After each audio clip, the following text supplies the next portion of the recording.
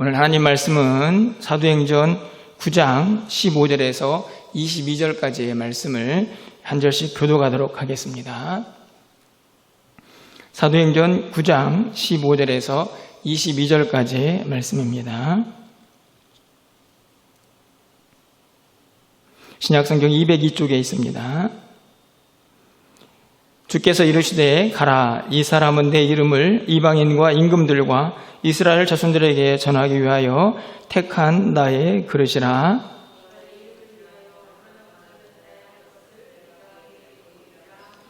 아나니아가 떠나 그 집에 들어가서 그에게 안수하여 이르되, 형제 사울아, 주 곧 내가 오는 길에서 나타나셨던 예수께서 나를 보내어 너로 다시 보게 하시고 성령으로 충만하게 하신다 하니,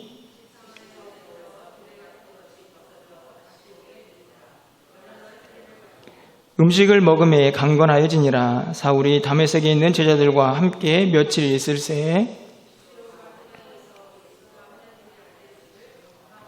듣는 사람이 다 놀라 말하되, 이 사람이 예루살렘에서 이 이름을 부르는 사람을 멸하려 하던 자가 아니냐?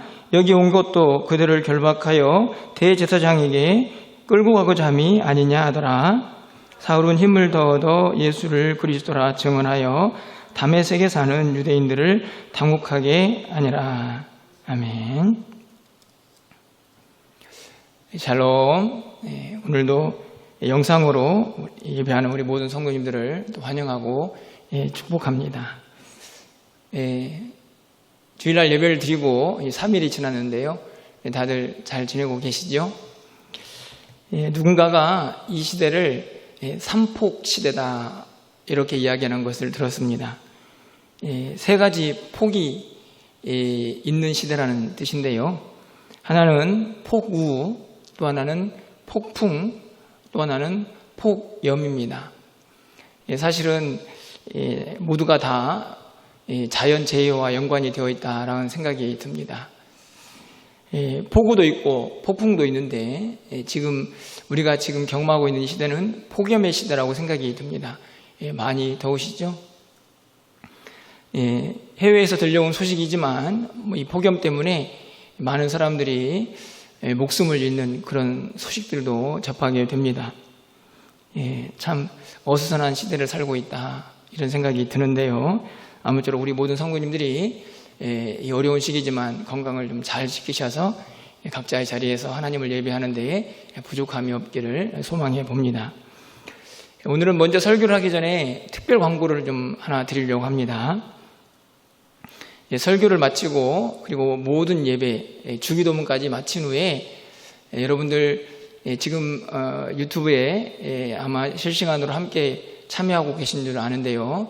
나가지 마시고 예배를 마친 후에 잠깐 동안 전한 말씀, 설교의 내용을 가지고 성경 퀴즈를 내려고 합니다.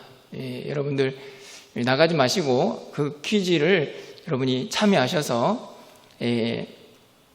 짧은 시간이지만 여러분이 참여하신 분들에게 작은 선물을 드리려고 합니다. 이렇게 영상으로 예배를 드리지만 그래도 참여하시는 분들을 격려하고 또 위로하는 마음으로 퀴즈 대회를 준비했으니까요. 여러분 설교를 잘 들으셔야 합니다. 퀴즈 문제가 설교 안에 다 들어있기 때문입니다. 잘 들으시고 끝까지 이 퀴즈 대회도 좀 참여를 해주시기를 부탁을 드리겠습니다. 우리가 지난 시간에 사도행전 9장 1절의 이하의 말씀들을 통해서 드디어 사울이 우리가 바울로 알고 있는 인물이죠. 예수님을 만나서 회심하는 장면을 우리가 함께 좀 살펴보았습니다. 오늘 우리가 읽은 본문은요, 그 이후에 사울이 어떤 과정을 겪게 되는가 하는 내용들을 본문 속에서 담고 있는데요. 오늘 본문에 있는 말씀을 가지고 크게 두 가지 주제로 좀 함께 살펴보려고 합니다. 첫 번째로는 예수님께서 왜 이 사울을 부르셨는가 하는 문제, 곧 사울의 사명의 문제라고 할 수 있겠죠. 그 부분을 함께 좀 살펴보고, 그리고 그 사명을 감당함에 있어서 그를 돕고 있는 도우미들, 동역자들, 그들을 좀 함께 살펴보면서 말씀을 풀어가려고 합니다. 제가 또 우리 모두가 사울이라는 이 단어보다 바울이라는 단어에 익숙해 있기 때문에 제가 종종 설교를 하다가 오늘 본문에는 사울로 기록되어 있는데 바울이라고 그렇게 말씀을 드려도 동일 인물로 여러분이 이해를 해주시기를 부탁을 드리겠습니다. 오늘 본문에서 우리는 가장 먼저 우리 주님께서 지난번에 우리가 강사님을 통해서 설교를 들었던 것처럼 이 예수님을 핍박했던 이 사울을 왜 그렇게 불가항력적인 은혜로 그를 부르셨는가 하는 이유를 좀 생각해 보아야 합니다. 그의 소명과 사명이죠. 그것을 예수님께서 이미 예비하신 아나니아라는 제자를 통해서 오늘 본문에서 확실하게 가르쳐주고 계시는데요. 15절 말씀을 좀 가서 보시면 주께서 이르시되 가라 이 사람은 내 이름을 이방인과 임금들과 이스라엘 자손들에게 전하기 위하여 택한 나의 그릇이라. 아주 명쾌하고 분명하게 나타나 있습니다. 내 이름을 위하여 이방인, 임금들, 이스라엘 자손들에게 그 이름을 전하기 위해서 내가 택한 나의 그릇이라고 이렇게 이 사울을 소개하고 있는 것이죠. 사울에게 주신 이 사명입니다. 이제 아나니아에게 이 사실을 알려주면서 아마도 이 사실을 사울에게 전하기를 바라시지 않았을까 생각이 듭니다. 다시 말하면 복음을 전하기 위해서 예수님께서 특별히 이 사울을 택하시고 또 예수 그리스도의 복음 전파자로 세워 놓으셨다라는 사실을 오늘 본문이 우리에게 가르쳐주고 있는 것이죠. 그런데 여기까지만 해도 사실은 굉장히 멋진 사명이다 이런 생각이 들지 않습니까? 야, 예수님, 그 능력의 주님의 택한 그릇이라고 하면 사실은 그 사명 자체가 매우 기대가 되고 또 어떻게 쓰임을 받을까 그런 어떤 설렘까지도 간직하고 있는 그런 구절이 아닌가 생각이 드는데요. 바로 이어지는 16절 말씀을 보면 사실 그 기대가 조금은 누그러지고 어떻게 보면 두려움으로 다가오는 그런 말씀이 기록이 되어 있습니다. 16절 말씀을 제가 읽어드립니다. 그가 내 이름을 위하여 얼마나 고난을 받아야 할 것을 내가 그에게 보이리라 하시니. 택한 그릇인데 예수님께서 이 사울을 택하셔서 그에게 하고 싶은 일이 뭐냐면 얼마나 많은 고난을 받아야 할지 내가 그에게 가르쳐 주겠다 이렇게 말씀을 하십니다. 사실 이 말씀을 좀 15절과 16절을 연결시켜 보면 택한 그릇인 이 사울에게 그 그릇 속에 예수님께서 담겠다고 하신 것은 고난이다 라고 생각해 볼 수가 있는 것이죠. 이 말씀을 보면 참 좀 두렵고 또 예수님에게 택함을 받는다는 것, 그것이 얼마나 우리 믿는 자들에게 조금은 부담스러운 일인가 하는 생각을 갖게 합니다. 은혜라는 것을 알고 있지만 결국에는 이 그릇 속에 고난이 담겨져야 한다는 생각을 하게 되면 두렵고 떨림이 우리 안에 일어나게 되는 것이죠. 실제적으로 예수님을 처음 믿어가지고 교회를 다니다가 분명 예수를 믿으면 복 받는다고 했는데 그 복을 받지 못하고 자신의 상황이 그렇게 쉽게 잘 풀리지 않는 모습을 보면 교회를 다시 떠나버리는 그런 분들도 종종 보게 됩니다. 분명히 오늘 본문에서 사울을 택하시고 나의 택한 그릇이다 말씀하시며 그가 얼마나 복음 때문에 고난을 받아야 할지 그에게 보여주시겠다고 말씀을 하고 있는데 사실 우리가 예수를 믿으면서 우리 안에 갖게 되는 소망은 좀 복을 받고 우리의 길이 좀 형통하고 좀 평안했으면 좋겠다 하는 그런 기대를 훨씬 더 많이 갖게 된다는 것이죠. 이 사실을 사울이 알았을까요? 아나니아가 전달을 했으면 알았겠지만 정확히 성경에 기록되어 있지는 않습니다. 하지만 분명한 것은요, 그가 이 아나니아를 통해서 눈에 비늘이 벗겨지고 다시 조금 음식을 먹고 힘을 낸 다음에 그는 20절에서 이렇게 일을 하고 있는 것을 볼 수 있습니다. 20절 말씀입니다. 즉시로 각 회당에서 예수가 하나님의 아들이심을 전파하니. 이 사울은 그가 예수를 만나고 그렇게 전폭적인 은혜에 사로잡힌 후에 육체적으로 연약함을 간직하지 않습니까? 눈에 비늘이 끼고 또 이런저런 어려움이 있지만 다시 음식을 먹고 강건해진 다음에는요, 즉시로 가서 해당에서 복음을 전하고 있는 모습을 발견할 수가 있습니다. 다시 말하면 예수님의 부르심에 조금도 지체하지 않고 주저함 없이 그 길에, 그 사명의 길에 나서고 있는 오늘 사울의 모습을 볼 수가 있는 것이죠. 그 길이 고난의 길이든 그 길이 어떤 길이든지 간에 사울은 그 마음속에 이미 와버린 그의 삶을 지배하고 있는 그 복음의 주인공인 예수 그리스도를 전하지 않고는 견딜 수 없는 뜨거움이 이 즉시로라는 단어에서 보여지게 됩니다. 우리가 주의 일을 감당하면서 게으름과 나태함, 또 이런저런 주저함, 그런 것이 우리 안에 얼마나 있는지를 좀 돌아보게 되면 이 즉시로라는 단어 속에서 참 많은 부끄러움을 갖게 되기도 합니다. 이렇게 즉각적으로 복음에 순종하면서 회당에서 복음을 전했더니 어떤 결과가 찾아오나요? 여러분 21절 말씀을 가서 보시면요, 듣는 사람이 다 놀라 말하되 이 사람이 예루살렘에서 이 이름을 부르는 사람을 멸하려던 자가 아니냐, 여기 온 것도 그들을 결박하여 대제사장들에게 끌어가고자 함이 아니냐 하더라. 사람들이 복음을 전하고 있는 이 사울을 통해서요, 무엇을 생각하게 됩니까? 과거에 그의 모습을 떠올리고 있습니다. 예수 믿는 사람들을 막 핍박해가지고 대제사장들에게 잡아갔던 이 사울의 모습이죠. 사실은 사울을 향하여서 매우 복음에 장애가 되는 선입견입니다. 과거의 모습이죠. 여러분이 알다시피 나중에 이 사울이 바울이 되어서 열심히 복음을 증거할 때도요, 결국 많은 사람들에게 어떤 문제가 걸림돌이 됩니까? 야, 저 사람 옛날에 예수 믿는 사람들 핍박했던 자 아니야 라고 해서 결국 그 사도성이 막 의심을 받고 위협을 받았던 기억이 우리에게 있습니다. 사실 오늘 이 21절의 한 구절이요, 앞으로 이 사울이 가야 할 사명의 길에 얼마나 큰 장애가 되는지를 잘 보여주고 있는 한 구절이기도 합니다. 그런데 앞으로 일어날 장애물에 대한 이 경고의 메시지만이 아니고요, 23절과 25절에 있는 말씀을 보면 이로 인해서 이 사울이 어떤 고난을 받게 되는지를 기록하고 있습니다. 23절, 24절, 25절입니다. 여러 날이 지남에 유대인들이 사울 죽이기를 공모하더니, 유대인들이 이제 화가 난 것이죠. 자꾸 복음을 전하니까. 그래서 사울을 죽여야겠다. 굉장히 과격하지 않습니까? 죽여버리겠다.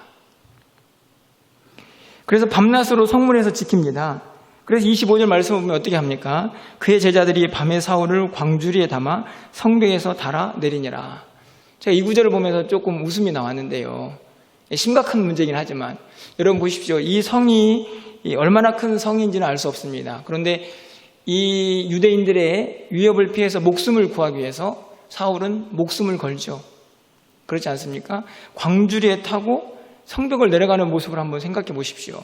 잘못해서 줄이 끊어지거나 또 그 밧줄을 잡고 있던 사람들이 그 줄을 놓치게 되거나 하면 그냥 떨어져서 죽는 거 아닙니까?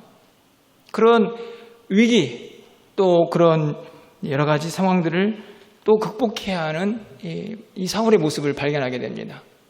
바로 다메섹에서 사울이 경험하는 첫 번째 고난이라고 말할 수 있습니다. 얼마나 많은 고난을 받아야 할지 내가 그에게 보이겠다라고 하시는 그 예수님의 말씀이 이루어지는 그런 모습이 다메섹에서 나타나고 있는 것이죠.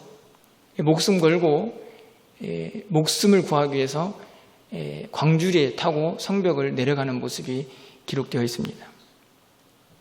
그렇게 다메섹을 빠져나왔습니다. 그래서 이제 사울은 그래도 이 복음의 중심지라고 할 수 있는, 믿는 사람들이 많이 있는 예루살렘으로 가게 됩니다. 거기에 가면 좀 예수님을 만났으니까 사람들이 이 사울을 좀 환영해 줬을까요? 여러분 26절 말씀을 가서 보십시오. 사울이 예루살렘에 가서 제자들을 사귀고자 하나 다 두려워하여 그가 제자됨을 믿지 아니하니. 유대인들은 그렇다 치고 예수님을 믿는 사람들한테 갔더니 그들도 사울을 두려워합니다. 왜 그럴까요? 과거의 모습 때문이죠. 다 두려워하여 그가 제자가 되었다는 사실을 믿지 않으려고 합니다. 배척하는 것이죠. 이 말씀을 보면 사울이 얼마나 힘들었을까? 유대인들은 유대인들대로, 그리스도인들은 그리스도인들대로 사울을 배척합니다. 죽이려고 하죠. 29절 말씀입니다. 또 주 예수의 이름으로 담대히 말하고 헬라파 유대인들과 함께 말하며 변론하니 그 사람들이 죽이려고 힘쓰거늘. 예루살렘에서도요 여전히 복음을 전했더니 또 헬라파 유대인들이 이 사울을 죽이려고 또 모함을 하고 있는 것을 볼 수가 있습니다. 여러분 어떠십니까? 다메섹에서도 고난을 받고 예루살렘에서도 고난을 받고 즉시로 사명 감당하기 위해서 복음을 전하고 있는 이 사울에게 복음과 함께 활짝 열려진 것은 무엇입니까? 고난의 문이죠.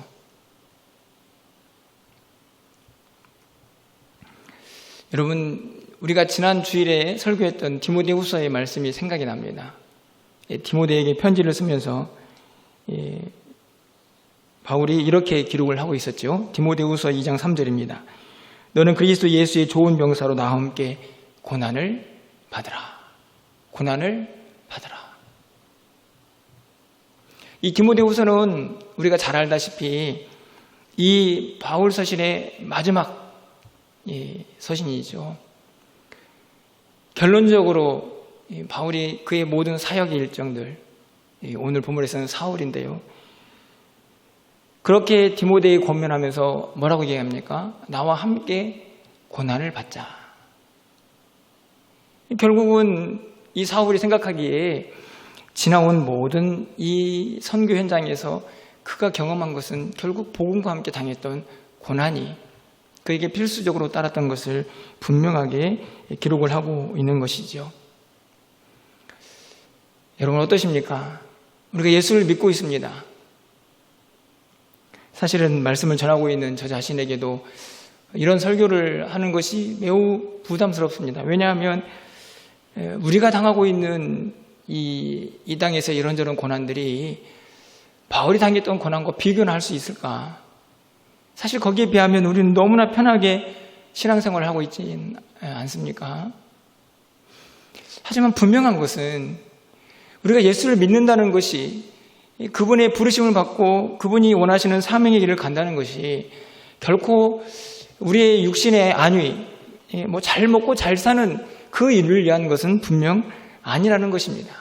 복음과 함께하는 삶에는 결국 고난이 함께할 수밖에 없다는 사실을 우리가 결코 잊어서는 안 된다는 말씀이죠.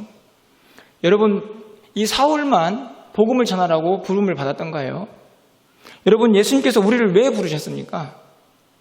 여러분, 베드로전서 2장 9절 말씀 너무나 우리가 잘 알고 있는 말씀인데요. 화면을 보시면 이렇게 기록되어 있습니다. 우리 화면을 보시면서 2장 9절은 우리 함께 좀 읽어보도록 하겠습니다. 읽겠습니다. 그러나 너희는 택하신 족속이요 왕같은 제사장들이요 거룩한 나라요 그의 소유가 된 백성이니 이는 너희를 어두운 데서 불러내어 그의 기이한 빛에 들어가게 하시니 아름다운 덕을 선포하게 하려 하심이라. 전반부에는 우리의 정체성이 잘 드러납니다. 택한 족속, 왕같은 제사장, 거룩한 나라, 그의 소유된 백성. 마치 오늘 15절에서 이 사울을 나의 택한 그릇이다 이렇게 말씀하시고 있는 것처럼 우리의 정체성이 얼마나 위대합니까? 택한 족속, 왕같은 제사장, 거룩한 나라, 하나님의 소유된 백성. 여러분, 그런데 왜 이런 귀한 직분을 우리에게 허락해 주셨습니까? 왜 우리를 부르셨습니까? 여러분, 이 후반부를 보시면 이는 그렇게 우리를 택하시고 부르신 이유는 우리를 어두운 데서 불러내어 그의 기이한 빛에 들어가게 하신 바로 하나님이고 예수 그리스도이시죠. 그 빛에 들어가게 한 이의 아름다운 덕을 선포하게 하려 하심이라. 이 아름다운 덕이 뭘까요? 물론 많은 것들을 생각해 볼 수 있지만 그 중에 핵심은 복음이죠. 결국 우리를 부르신 이유는요, 우리에게 이 귀한 이름을 허락하신 이유는 바로 그 아름다운 덕을 선포하게 하심입니다. 그런데 우리가 기억해야 할 것은 그 길에 고난이 필수적으로 따른다는 것이죠. 오늘 사울에게 오늘 주님께서 말씀하신 것처럼 나의 택한 그릇이지만 그가 얼마나 큰 고난을 받아야 할지 그에게 보이겠다라고 말씀을 하고 있기 때문입니다. 여러분, 우리가 이 땅을 살아가는 동안에 이런저런 고난이 우리 가운데 찾아올 수 있습니다. 예수를 믿어도 늘 형통의 길만 펼쳐지는 것은 아니죠. 하지만 여러분, 오늘 이 사울에게 예수님께서 하신 말씀처럼, 아나니아를 통하여 하신 말씀처럼 우리를 부르신 이유가 복음을 전하기 위함이고, 그 복음 전파의 사명의 길에는 고난이 함께한다는 사실을 여러분이 기억을 하시면서 그 고난도 거뜬하게 이겨낼 수 있는 그런 믿음의 사람들이 되기를 소망해 봅니다. 어렵고 힘들지만 오늘 사울처럼요, 주저함 없이 즉각적으로 그 부르심 앞에 순종하면서 그 길을 담대히 걸어갈 수 있는 저와 여러분이 되시기를 주님의 이름으로 축원합니다. 오늘 여러분, 이 사울을 부르셔서 그 다메섹에서도 또 예루살렘에서도 고난을 받고 있지만, 오늘 본문에서 우리가 한 가지 더 생각해 보아야 할 것은 그 고난 속에서도 그 사울이 그의 사명의 길을 갈 수 있도록 여전히 그를 돕는 사람들이 그의 곁에 함께하고 있다는 사실이죠. 매우 중요한 설교의 내용이라고 생각이 듭니다. 오늘 본문의 가르침이죠. 우리 모두에게도 하나님께서 우리 혼자만 이 고난의 길을, 사명의 길을 가라고 말씀하지 않으시고 우리에게 동일하게 좋은 동역자들을 허락해 주실 것이기 때문입니다. 여러분, 가장 먼저 누가 등장을 합니까? 바로 아나니아라는 사람입니다. 10절 상반절 말씀을 보면 아나니아를 다메섹에 사는 제자다, 이렇게 소개를 하고 있죠. 여러분, 사도행전을 보면요, 아나니아가 3명이나 등장을 합니다. 여러분 기억이 나시는지 모르겠지만 앞으로 좀 가서 사도행전 5장에 가보면 아나니아와 삽비라가 있죠. 자기의 소유를 팔아서 사도들 앞에 내놓을 때 일부를 숨기다가 성령을 속였다라는 책망을 받으며 죽음을 당한 인물이 아나니아입니다. 사도행전 23장, 24장에 가보면요, 그 당시에 대제사장이 아나니아입니다. 이 사울, 그곳에서는 바울로 기록이 되어 있겠죠. 이 사울을 이 벨릭스라는 그 당시 총독에게 고발하는 인물이 대제사장 아나니아입니다. 이 3명의 아나니아 중에 오늘 본문에 나와 있는 아나니아는 이 사울의 조력자이죠. 예수님께서 그를 미리 택하셔서 환상으로 이 사울을 돕도록 그를 임명한 인물로 그렇게 등장을 하고 있습니다. 11절 말씀을 가서 보실까요? 주께서 이르시되 일어나 직가라 하는 거리로 가서 유다의 집에서 5 사람 사울이라는 사람을 찾으라. 그가 기도하는 중이니라. 아나니아에게 나타난 주님의 환상입니다. 야, 가가지고 5 사람 사울을 만나라. 그가 기도하고 있다. 이렇게 이야기를 하죠. 이 아나니아가 동일한 반응을 보냅니다. 그가 예수님을 핍박했던 사람 아닙니까? 그렇게 부정적인 이야기를 13절과 14절에서 하게 되는데요. 하지만 그것들을 다 이겨내고 17절 말씀을 가서 보시면 이렇게 기록이 되어 있습니다. 아나니아가 떠나 그 집에 들어가서 그에게 안수하여 이르되 형제 사울아, 주 곧 내가 오는 길에서 나타나셨던 예수께서 나를 보내어 너로 다시 보게 하시고 성령으로 충만하게 하신다. 지쳐있고 눈에 비늘이 껴있는 이 사울을 회복시키는 일에 이 아나니아가 사용이 되고 있습니다. 사울을 돕는 동역자죠. 여기서 보면 형제 사울아 이렇게 부르고 있습니다. 굉장히 파격적인 호칭입니다. 사울이 지금 예수 믿는 사람들을 핍박했던 인물인데 오늘 이 아나니아가 형제 사울아 이렇게 부르고 있기 때문이죠. 그 집에 가서 그에게 안수를 하고 또 다시 눈을 보게 하고 또 성령 충만을 받게 하는 일에 이 아나니아가 사용이 되고 있습니다. 사울을 돕는 아주 훌륭한 좋은 동역자가 아닐까 생각이 듭니다. 뿐만 아니라 누가 또 등장을 하나요?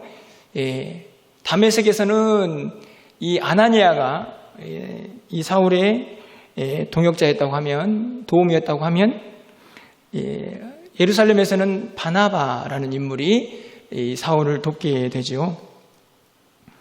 이 바나바라는 인물도 우리가 알고 있듯이 같은 인물이지만 이미 사도행전 4장에서 등장을 한 바가 있습니다. 36절, 37절 말씀을 보면 그부로에서 난 레위족 사람이 있으니 이름은 요셉이라 사도들이 일컬어 바나바라. 번역하면 위로의 아들이라. 그가 밭이 있음에 팔아 그 값을 가지고 사도들의 발 앞에 두니라. 라는 이 말씀 속에서 이미 바나바가 등장을 합니다. 그의 이름이 위로의 아들이라고 했던 것처럼 이 바나바는 이 사울을 위로하는 사람이었습니다. 사도행전 11장 24절에 가면요, 이 바나바를 이렇게 소개합니다.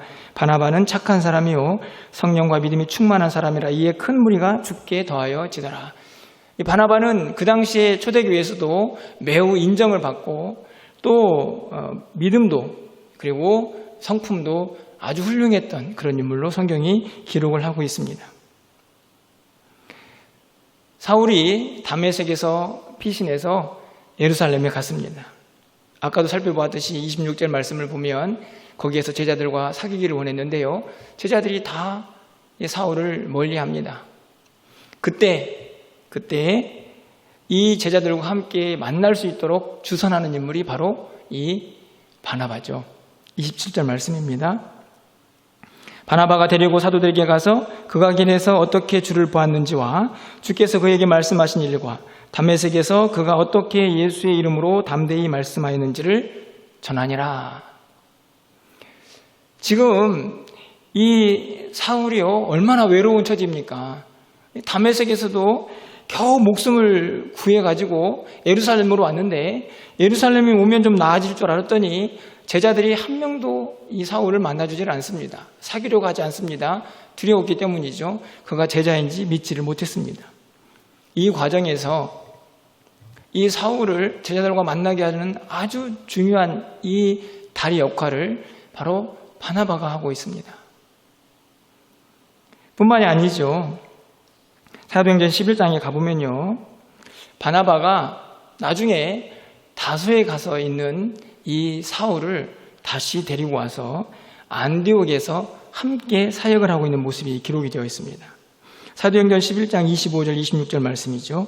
바나바가 사울을 찾으러 다소에 가서 만남에 안디옥에 데리고 와서 둘이 교회에 1년간 모여 있어 큰 무리를 가르쳤고 제자들이 안디옥에서 비로소 그리스도인이라 일컬음을 받게 되었더라.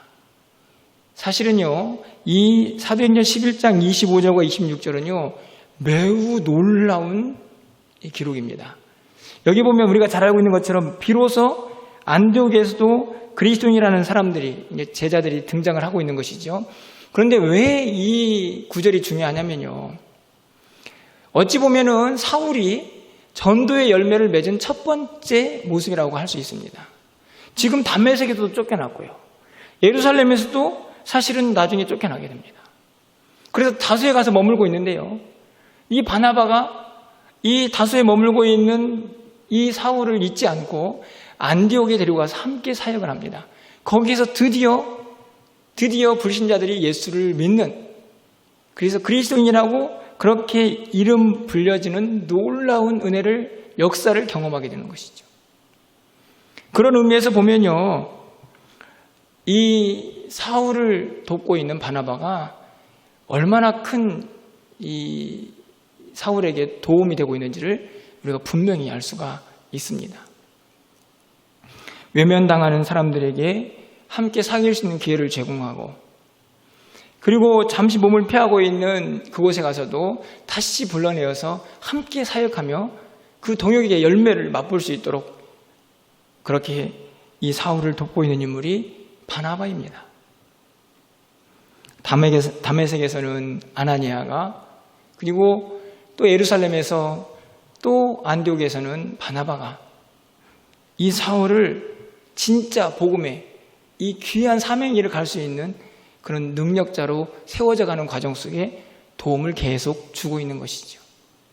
뿐만 아니라 결정적으로 이 사울을 돕고 있는 분이 누구십니까? 바로 성령 하나님이시죠. 사울에게 힘을 주고 그의 길을 인도하시는 분이 바로 성령님이십니다. 17절 하반절 말씀에서 예수께서 나를 보내어 너로 다시 보게 하시고 성령으로 충만하게 하신다. 지쳐있고 그리고 힘들어하고 있는 이 사울에게 성령 충만함을 허락하신 분이십니다. 다시 힘을 주시죠. 22절 상반절 말씀을 보면요, 사울은 힘을 더 얻어 예수를 그리스도라 증언합니다. 여러분, 이 힘이 어디서부터 온 힘일까요? 저는 성령 하나님이 주신 힘이라고 믿습니다. 복음을 전하는 동안에 여러 가지 어려움과 고난이 있을 수 있겠지만 사울에게 힘을 더 주시는 분, 그 복음을 전할 수 있는 힘으로 함께 하시는 분이 바로 성령 하나님이시죠. 그래서 예수 그리스도를 증언할 수 있는 믿음의 길을 가게 하는 것입니다. 31절 하반절 말씀이지만요, 그 부분에도 성령의 위로로 진행하여 수가 더 많아지니라. 초대교회의 역사에 성령의 은혜가 늘 함께하고 있음을 또 한 번 기록하는 내용이기도 하지만, 역시나 사울의 모든 사역 가운데에서도 성령 하나님이 함께하고 있다는 사실을 우리가 분명하게 우리에게 가르쳐주고 있는 것입니다. 예수님의 택한 그릇인 사울, 그가 가야 할 길은 분명 고난이 함께하고 있었습니다. 하지만 그 고난만이 아니고 그에게 다시 힘을 주고 그에게 사명의 길을 걸어갈 수 있는 믿음의 동역자들이 그의 곁에 함께하고 있음을 보고 또 우리가 확인할 수가 있게 됩니다. 사람도 있지만 성령님도 그를 돕고 계시죠. 그래서 그를 정말로 이 귀한 복음의 길을 걸어갈 수 있는 사명자로 다시 한번 굳건하게 세워가고 있는 것을 발견할 수가 있게 됩니다. 간절히 바라기는 우리 모두가 이 좋은 믿음의 동역자들을 우리의 신앙의 길에서 꼭 만날 수 있기를 간절히 소망합니다. 지치고 힘들 때마다 이런 동역자들의 도움을 통해서 또 성령님의 도우심을 통해서 여러분이 이 고난의 길, 믿음의 길을 걸어가야 하기 때문이죠. 뿐만 아니라 여러분 안에 이런 소망을 좀 간직했으면 좋겠습니다. 나도 누군가에게 믿음의 좋은 동역자가 되어야 한다는 것이죠. 아나니아와 또 바나바처럼 지치고 힘든 사람들을 위로하고 그들에게 힘을 줄 수 있는 좋은 동역자가 되어야 한다는 말씀입니다. 그렇게 서로를 격려하고 응원하면서 우리가 가야 할 믿음의 길을 함께 걸어가고, 그리고 사람도 세우고 교회도 세우고 하나님 나라도 세워갈 수가 있기 때문입니다. 이 믿음의 여정에 여러분이 늘 성령의 도우심과 동역자의 도움을 통해서 이 믿음의 길을 잘 걸어갈 수 있는 저와 여러분이 되시기를 주님의 이름으로 축원합니다. 우리 마지막으로 이제 31절 말씀을 함께 나누면서 말씀을 좀 맺으려고 하는데요. 9장은 이 사울의 회심, 그리고 그 이후에 사울이 당한 고난과 어려움들 잘 설명을 해주고 있습니다. 그리고 가장 아름다운 구절이라고 할 수 있는 31절로 이렇게 마무리를 짓고 있는 것을 볼 수 있는데요. 우리 31절 말씀은 좀 함께 읽어보도록 하겠습니다. 읽겠습니다. 그리하여 온 유대와 갈릴리와 사마리아 교회가 평안하여 든든히 서가고 주를 경외함과 성령의 위로로 진행하여 수가 더 많아지니라. 이 31절은요, 앞으로 잠깐 가보시면 30절 말씀에서 예루살렘에서 헬라파 유대인들이 사울을 죽이려고 하니까 형제들이 그를 가이사랴와 그리고 다소까지 피신시키는 모습이 기록이 되어 있습니다. 존 스토트 목사님은 이 다소에서 한 7, 8년 정도를 사울이 보내었다. 이렇게 이야기를 하더라고요. 그렇게 피신하듯 다소로 도망을 치고 있는 이 사울의 이야기가 끝이 나고 있는데요. 오늘 이 이야기의 끝을 이 누가는요, 이 사울이 다소로 도망갔다 이렇게만 끝나지 않습니다. 오늘 본문의 이 31절 말씀을 보시면 그리하여 라고 이렇게 시작을 하죠. 제가 이 그리하여라는 이 접속사를 참 많이 고민해 보았습니다. 왜 여기다가 그리하여를 사용했을까? 영어 성경을 보니까요, then, so 이렇게 번역을 하더라고요. 그때, 그리고 그래서 이렇게 번역을 하는데, 어떤 이 번역은 그러는 동안에 이렇게 번역을 하기도 합니다. 학자들은 이걸 어떻게 해석했을까 보니까요, 어떤 사람은 그냥 의미 없는 접속사다 이렇게 말하는 사람도 있고, 어떤 사람은 사울이 이 예루살렘에서 계속해서 혼란을 일으키다가 이제 다소로 갔기 때문에 교회가 좀 평안해졌다 이렇게 말하는 사람도 있었습니다. 그런데 저는 그 해석에 쉽게 동의가 되지는 않더라고요. 그래서 제가 나름대로 이 그리하여라는 이 접속사를 제 나름대로 한번 해석을 해보았습니다. 저는 이 그리하여를요, 누가의 짧은 쉼표, 숨고르기 이렇게 나름대로 정의를 좀 내려보았습니다. 다시 말하면 멈춤이나 마침표가 아니고 다시 다른 무엇인가의 연결고리로 이 31절이 특별히 그리하여가 사용되고 있다는 말씀이죠. 여러분 잘 보십시오. 30절 말씀은요, 사울이 다소로 떠나버리는 내용으로 끝이 납니다. 그런데 그것으로 끝이 아닙니다. 31절을 보시면 그리하여 온 유대와 갈릴리와 사마리아 교회가 평안하여 든든히 서가고 주를 경외함과 성령의 위로로 진행하여 수가 더 많아지니라. 사울이 떠나버렸지만 여전히 복음은 멈추지 않습니다. 그렇죠? 교회는 평안해지고, 그리고 성도들은 주를 경외하고, 교회는 성령의 위로로 더 수가 많아지면서 성장해 가고 있습니다. 그런데 여러분, 그 뒤에 이야기를 보십시오. 32절 이하에 보면요, 베드로가 다시 등장을 하면서요, 이 베드로를 통하여 또 엄청난 복음 역사들이 일어납니다. 어떤 역사입니까? 중풍병자가 고침을 받고, 그리고 죽은 자가 살아나는 놀라운 역사가 일어나는 것이죠. 여러분 한번 보십시오. 이 9장 전체의 구조를 좀 보시면요, 여러분 이 살기 등등했던 사울이 예수를 만나서 전폭적으로 회심하고 그가 복음의 길에 들어서는 이야기가 기록이 되어 있습니다. 얼마나 격정적입니까? 예? 이야기가 막 역동적으로 이루어져 가고 있지요. 그런데 그리하여 잠시 사울은 다소로 떠나버리고 성경은 잠시 숨을 고르듯 멈춰 있다가 다시 베드로 이야기로 나오면서 놀라운 복음 역사가 다시 폭발적으로 일어나고 있는 것을 발견하게 됩니다.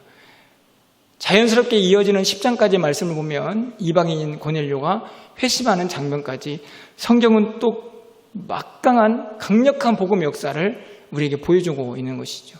그런 측면에서 오늘 이 31절에 그리하여는 짧은 쉼표고 숨고르기가 아닌가 생각이 드는 것입니다. 복음은 멈추지 않았습니다.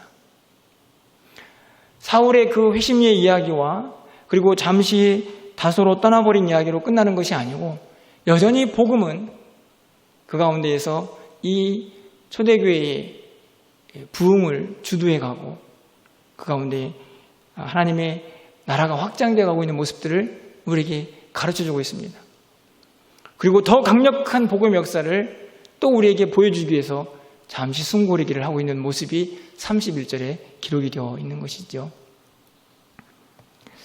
저는 이 31절에 있는 말씀을 보면서요, 이런 생각이 좀 들었습니다. 우리가 경험하고 있는 이 코로나의 시대, 여러분 이 코로나의 시대가 지금 우리 가운데 매우 어렵고 힘든 시기를 보내고 있게 하고 우리는 또 거리두기 4단계가 되어서 또 영상으로 예배를 드리는 그런 참 어려운 상황을 맞이했는데요. 여러분, 그렇다고 복음이 멈췄을까요?